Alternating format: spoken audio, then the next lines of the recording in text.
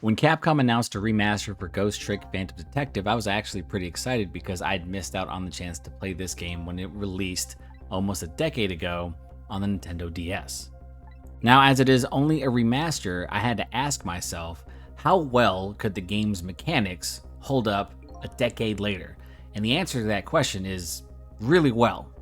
In this video, I'm going to talk about the things I really liked and mention one thing that I felt like they could have added that would have really helped the experience. Let's dive in. First up, let's talk about the puzzles. These start off very simple and then increasingly get more complex as the game goes along. And I really feel like you're rewarded for being creative, for being attentive, for being detail oriented, and that's something I really enjoy. Every puzzle is tied to a different scenario, and each of these scenarios are multi-layered. You're trying to save certain characters, you're trying to avert fate, and the very fact that there are certain puzzles where it feels like you want to rush through them because early on, it really feels like speed is of the essence. But as you progress through the game, you'll notice that you really have to be patient. If you aren't patient, if you aren't paying attention, you actually make a pretty big mistake and then you have to restart. Normally when I play puzzle games, I can get frustrated pretty easily because some of them are just too trial and error. And Ghost Trick can fall into that category, but I also feel like these are the types of games where you really have to pay attention, and sometimes restarting multiple times to really understand how the environment works is to your benefit. So I really can't fault it for that.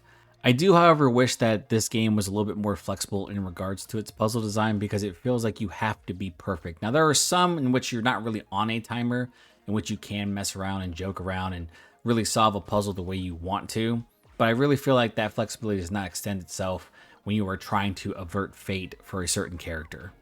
And I can forgive this because I really feel there's a nice balance of scenarios that are really critical and then those where it's exploratory. So I think there's a good balance there. I think the true highlights of the puzzles in this game are all of those in which you literally have 3 seconds left from a death timer to figure out how to avert fate. And I really love that rush of just kind of trying to figure out stuff on the fly. Like, how does this drop here? How am I going to move this character out of the way?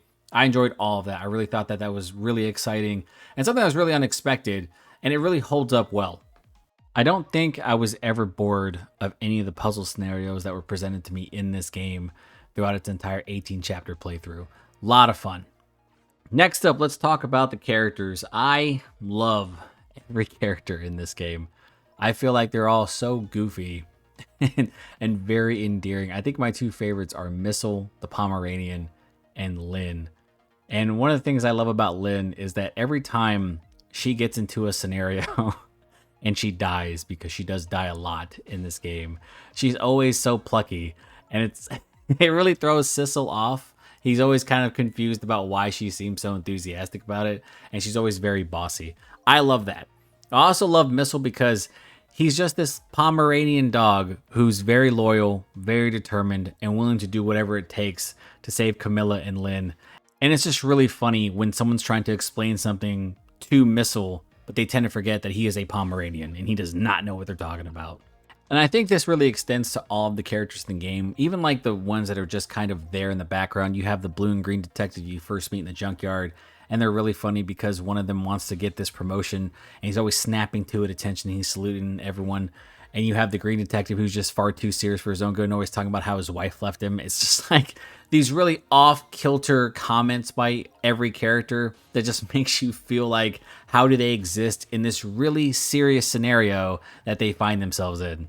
I also have to give a big shout out to the police officer at the junkyard in the supervisor's office, because when Lynn gets killed, he constantly kind of jumps into like, it should have been me. It's so funny and so dramatic, and the superintendent of the junkyard just kind of giving him shit with a pigeon on his head. It's really hard for you to take some of these characters seriously, but when they start to delve into the darker side of Ghost Trick, it's really well done in terms of the writing. Moving on, let's talk about the narrative for Ghost Trick. This game tells a pretty enthralling paranormal mystery, and I had a great time trying to wrap my head around the shit that was happening, because there is a lot. And this game could have went off in a number of different directions. And I know that there are probably people watching this who have played this game who are excited to see people talk about the big twist in Ghost Trick. And let me tell you, that shit blew my mind. I didn't know what to expect. I went into this game completely blind, and I was taken aback about how great the twist actually was. In fact, I like the entirety of the story. I love the fact that there's all these different plot threads that get sprawled out while you're playing the game. And there's characters in which you think that they're part of this really big mystery. Like this person could be the antagonist, or this person could be it, or this person's hiding something. And as the game starts to get to its final chapters and all these threads just start to get tightened and the game starts to barrel towards conclusion, I really feel like this game will surprise anyone who has not played it, because it really shocked me with just how well everything fit together. If you're a fan of any type of murder mystery novels or movies, if you're a fan of any type of paranormal mystery thrillers, any of that stuff, you're going to absolutely love Ghost Trick Phantom Detective, because it really does tell a mature story. It just happens to have this really cartoonish vibe to it. And listen, this game does veer off into some batshit crazy territory. Seriously, there were certain things that were happening in this game that made me tilt my head and go, what? Am I missile? Am I missing something? Someone please come and explain that to me. Because the entire time I was like, what's going on? How is this possible? Like, let's go back a little bit. Let's stop what we're doing and explain this to me on a level that I can understand. Because I was like, that doesn't make sense. And then as soon as you start hitting the later chapters, and as soon as you start hearing the characters kind of go more in depth about the things that have happened prior to you, then you start to understand how everything is connected, and you gotta go with this big aha moment. And it's very surprising and very shocking, but also incredibly satisfying. The narrative of Ghost Trick Phantom Detective is probably going to take a lot of people by surprise now that it's hit like wider audiences, and I really hope people really enjoy it and also come away with a lot of questions like I did. Okay, now that we've got the good stuff out of the way, let's talk about the one thing that I feel like if they added it to Ghost Trick, it would elevate its score. This game has one large problem when it comes to its trial and error, and that is the lack of a fast forward button. So, as you are playing this game, and as almost every puzzle is heavily reliant on trial and error, you are going to notice that even if you restart, and this can be post-fate change, when you restart, if there are any type of in-game cutscenes or dialogue that have to be enacted, you have to wait for that to actually occur before you can actually make a move, which, in my opinion, is frustrating. And you learn about how frustrating this can be early on in the game in one of the very first scenarios in which you have to save Lynn from a sniper at the junkyard. The scenario, in my opinion, is pretty easy to solve. However, if you go too far left, what happens is that you can find an umbrella, and if you open it without it going anywhere, it pretty much locks you in place. So you have to restart the entire section.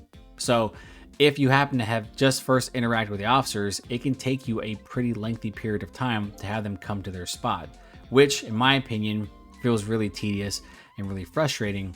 And I believe that frustration could have been mitigated with the inclusion of a fast forward option.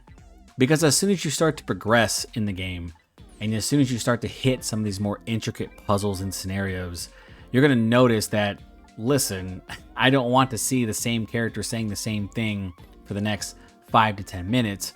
I want to be able to kind of fast forward through that so that I can get to solving the puzzle, because I finally had that epiphany and I finally figured it out. There are even some scenarios in this game in which you have to kind of coax NPCs into doing something, and you have this little game of cat and mouse. And sometimes these scenarios can go on for a little bit too long, and I feel like the game would have really benefited from that fast forward feature, because holy crap, I am doing this for way too long, and it feels like I'm doing it for the entirety of that section, which I feel like is a little bit unnecessary. Like, I don't need to watch this character go turn on a fan to remove the smoke in the room, and then I have to go back and turn on that fan, and then I have to constantly like shift a turkey back and forth.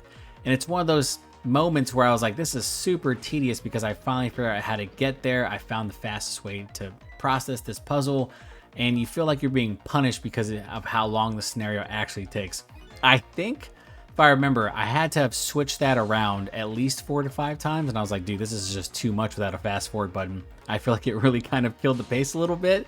I think that was something that the developers probably could have looked at and said, yeah, if we have the option to fast forward through certain scenarios, I think that it would have been a far more enjoyable experience. I know that it would have shortened the runtime a little bit, but that's completely fine, because it makes the game far more enjoyable than me having to sit through these moments of tedium. It's probably the only real gripe that I have, and I understand that with remasters, generally you just get a visual overhaul. You might get some arrangement in the music, and you won't see too many quality of life changes. And I feel like with this type of puzzle game, it would have really benefited from having just a simple feature implemented. And I know that it's not going to take away anything from the game, because you've probably seen that scenario or you relived it multiple times. And I feel like it's just one of those things that you just don't want to continuously push through. And it might just be me, but I think that's the one thing that really holds Ghost Trick back, is this lack of a fast forward feature. I really feel like, for whatever reason in my head, I want to put this in like some of the best puzzle games I've ever played. But then I remember the tedium. Then I remember the frustration with some of these scenarios, because I have to constantly wait for certain in-game animations to complete. And I feel like I was just like bored to tears because I've seen this 4 to 5 times. And I get it, you know, maybe just solve the puzzles faster, but some of these are not as obvious as others. And some of them actually just take a long time because it requires you to kind of bounce back and forth. Beyond that though, I really enjoyed my time with Ghost Trick. I really feel like this is a game that I had people tell me about all the time. I just did not have a Nintendo DS. I'm just one of those people who didn't have one. And I'm really glad that Capcom decided to revisit this game and bring it to a wider audience. Now, before we end the video, I just want to say it is a bit disappointing, just a smidge, that Ghost Trick's ending was so definitive. I was hoping that there would just be a little bit of thread left for us to kind of get a sequel in this world, because there are so many interesting characters and I really feel like I want to see them again in a game. But I will say, if Capcom wants to get this put into an anime, I would be all for it. Just please don't do what they did for The World Ends With You, because that was absolutely terrible. Just don't do it, please. But if you can find a really good studio to animate Ghost Trick, I will be watching that day one, because I feel like there's a lot here, a lot of interesting characters, a lot of good depth, and engaging and fun plot. And I really feel like this is one of those games that you could adapt and just have a great time with it. But let me know in the comments below, do you think Ghost Trick deserves its own anime adaptation? Because I do. I think it would be fantastic. Now, if you like this content, please consider like, sharing, and subscribing. I am Ken from Pixelated Thoughts, and I will talk to you next time.